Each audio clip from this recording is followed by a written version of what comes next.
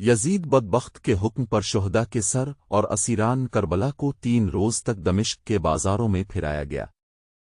حضرت منہال بن عمرو سے مروی ہے کہ خدا کی قسم میں نے حسین کے سر کو نیزے پر چڑھے ہوئے دیکھا اور میں اس وقت دمشق میں تھا، سر مبارک کے سامنے ایک آدمی سورت کف پڑھ رہا تھا۔ جب وہ اللہ تعالیٰ کے ارشاد کیا تو نے جانا کہ بے شک اصحاب کہف اور رقیم ہماری نشانیوں میں سے ایک عجوبہ تھے، پر پہنچا تو اللہ تعالیٰ نے سر مبارک کو گویائی دی۔ اس نے یہ واضح کہا کہ اصحاب کہف کے واقعہ سے میرا قتل کیا جانا اور میرے سر کا نیزے پر اٹھائے جانا عجیب تر ہے۔ اس بات میں کوئی شک نہیں کہ حضرت امام حسین کا قتل کیا جانا اور اب کے سر مبارک کو تن سے جدا کر کے نیزے پر چڑھا کر دمشق کے بازاروں میں پھرایا جانا یہ اصحاب کہف کے واقعہ سے عجیب تر ہے، کیونکہ اصحاب کہف نے تو کفر کے خوف سے اپنے گھر بار کو چھوڑا اور ترک وطن کر کے ایک غار میں پناہ لی تھی، مگر امام حسین اور ان کے اہل بیت اور دیگر ساتھیوں کے ساتھ جو ظلم و ستم اور ناروا سلوک ہوا وہ ایسے لوگوں کے ہاتھوں ہوا جو اسلام اور ایمان کے دعوے دار تھے، جبکہ حضرت امام حسین پیغمبر اسلام سے لیو اللویا اویلین اویسیلیومے کے نواسے اور جگر کے ٹکڑے تھے۔ اصحاب کہف نے اگرچہ کئی سو سال کی نیند کے بعد اٹھ کر کلام کیا تھا مگر بہرحال وہ زندہ تھے، مگر حضرت امام حسین کے سر انور کا جسم اقدس سے جدا ہو جانے کے کئی روز بعد بھی نیزے کی نوک پہ بولنا یقیناً اصحاب کہف کے واقعے سے عجیب تر ہے۔ حضرت امام حسین کی ذات مبارکہ یزید کی آزادیوں کے لیے بہت بڑی رکاوٹ تھی۔ اب کی شہادت کے بعد وہ بالکل ہی بے لگام ہو گیا، پھر تو ہر قسم کی بارائیوں کا بازار گرم ہو گیا، زنا، حرام کاری، بھائی بہن کا نکاح، سود اور شراب وغیرہ علانیہ طور پر رائج ہو گئے اور نمازوں کی پابندی اٹھ گئی۔ پھر اس کی شیطانیت یہاں تک پہنچی کہ 63 ہجری میں مسلم بن عقبہ کو 12 یا 20 ہزار لشکر کے ساتھ مدینہ طیبہ اور مکہ معظمہ پر حملہ کرنے کے لیے بھیجا۔ اس بدبخت لشکر نے مدینہ منورہ میں وہ طوفان برپا کیا کہ الامان والحفیظ، قتل و غارت گری اور طرح طرح کے مظالم کا بازار گرم کیا، 700 صحابہ کو بے گناہ شہید کیا اور تابعین وغیرہ کو ملا کر 10,000 سے زیادہ کو شہید کیا، لڑکوں کو قید کر لیا۔ سرکار رحمت دو عالم سے لیو اللویا اویلین اویسیلیومے کے روضہ اقدس کی سخت بے حرمتی کی۔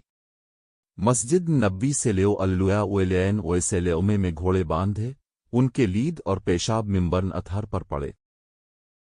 3 دن تک لوگ مسجد نبوی سے لیو اللویا اویلین اویسیلیومے میں نماز سے مشرف نہ ہو سکے۔ حضرت سعید بن مصیب جو بڑے تابعین میں سے تھے پاگل بن کر وہاں حاضر رہے، آخر میں ظالموں نے انہیں بھی گرفتار کر لیا مگر پھر دیوانہ سمجھ کر چھوڑ دیا۔ خبیث لشکر نے ایک نوجوان کو پکڑ لیا، اس کی ماں نے آ کر مسلم بن عقبہ کو فریاد کی اور اس کی رہائی کے لیے بڑی عاجزی سے منت کی۔ مسلم نے اس کے لڑکے کو بلا کر گردن مار دی اور سر اس کی ماں کے ہاتھ میں دیتے ہوئے کہا کہ تو اپنے زندہ ہونے کی غنیمت نہیں سمجھتی جو اپنے بیٹے کو لینے آ گئی۔ ایک شخص کو جب قتل کیا گیا تو اس کی ماں یزید بن عبداللہ بن ربیہ نے قسم کھائی کہ اگر میں قدرت پاؤں گی تو اس ظالم مسلم کو زندہ مردہ جلاؤں گی۔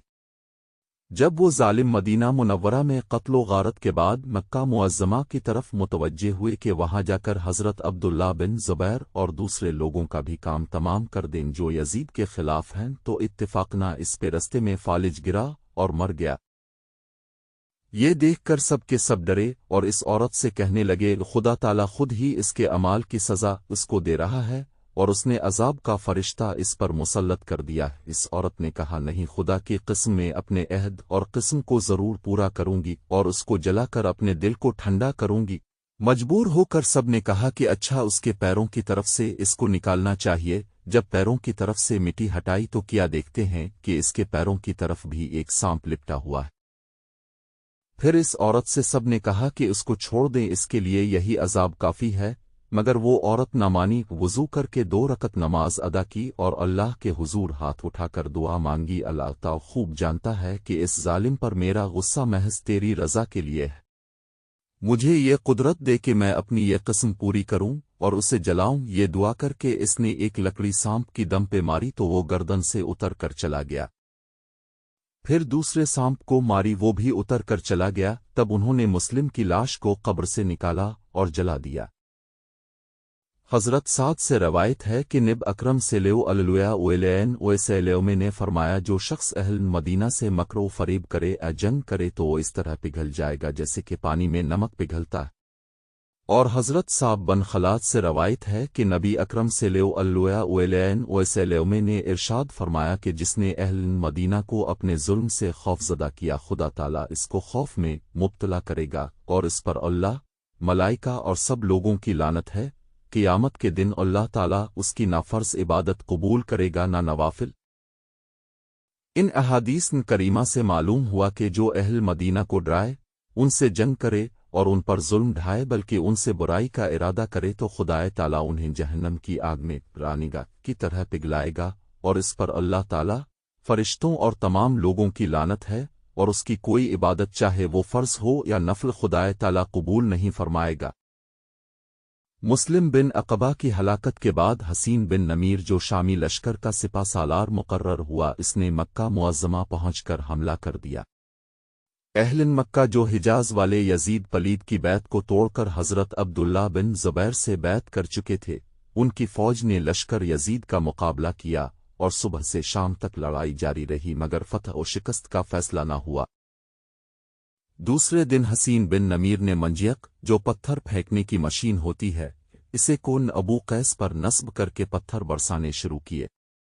سنگ باری سے حرم شریف کا صحن مبارکہ پتھروں سے بھر گیا، اس کے صدمہ سے مسجد حرم کے ستون ٹوٹ گئے، کعبہ شریف کی دیواریں شکستہ ہو گئیں اور چھت گر گئی۔ شامی پتھر پھینکنے کے ساتھ روئی، گندھک اور رال گولے بنا کر اور جلا کر پھینکنے لگے جس سے خانہ کعبہ میں آگ لگ گئی۔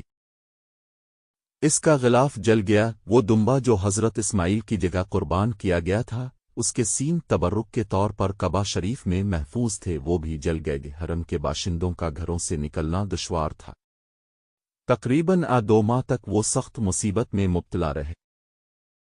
یہاں شامی لشکر کعبہ شریف کی بے حرمتی میں لگا ہوا تھا، ادھر شہر حمص میں 15 ربیع الاول 66 ہجری کو 39 سال کی عمر میں یزید ہلاک ہو گیا۔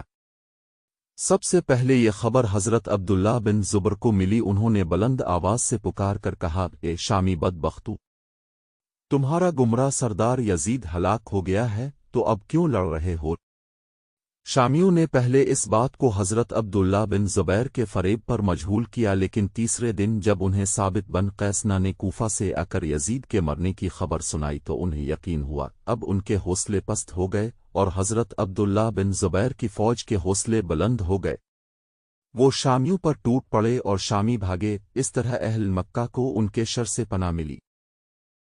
یزید پلید نے کل 3 برس 7 ماہ حکومت کی۔ جب وہ قریہ حویرین میں ہلاک ہوا تو اس کی موت پر ابن عروہ نے چند اشعار کہے جن کے معنی یہ ہے، اے بنی امیہ، تمہارے بادشاہ کی لاش حویرین میں پڑی ہے، موت نے ایسے وقت میں یا کر مارا جبکہ اس کے تکیے کے پاس کوزہ شراب کا مشکیزہ سر بمہر لبالب بھرا ہوا رکھا تھا، اور اس کے نشے سے مست ہونے والے پر ایک گانے والی سرنگی لیے رو رہی تھی، جو کبھی بیٹھ جاتی اور کبھی کھڑی ہو جاتی تھی۔